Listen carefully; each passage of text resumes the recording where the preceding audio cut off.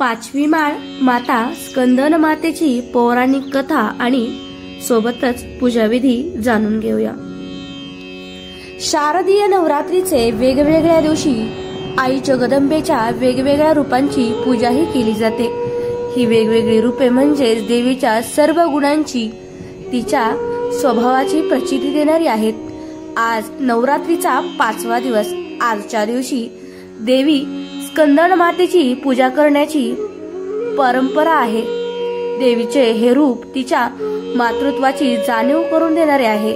म्हणजेच माता स्कंदन माता एकटी नाही तर तिच्या मांडीवर भगवान कार्तिकेय देखील आहेत।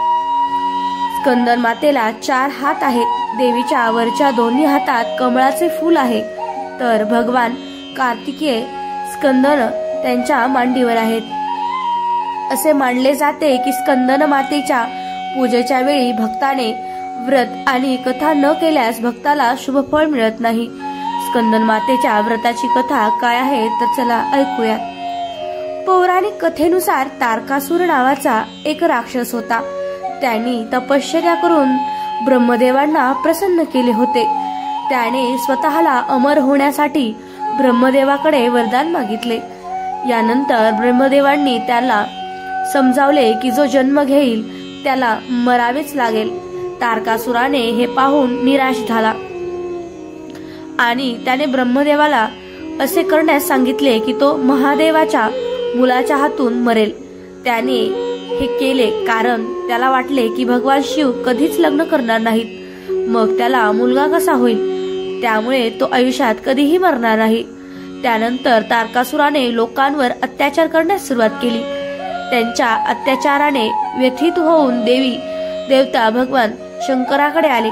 तारकासुरापासून मुक्ती मिळावी म्हणून देवतांनी भगवान शिवाची प्रार्थना केली। भगवान शंकरांनी पार्वती मातेशी विवाह केला आणि ते कार्तिकेयचे पिता झाले।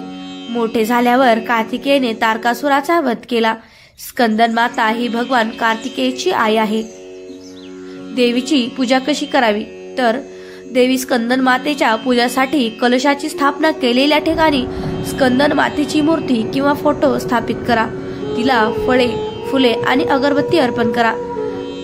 पंचोपचार पद्धतीने देवी स्कंदन मातेची पूजा करणे फार शुभ मानले जाते। देवीला फुले अर्पण करून तिला कुंकू व्हावे आणि मुलाबाळांना सुखी ठेव अशी प्रार्थना करावी।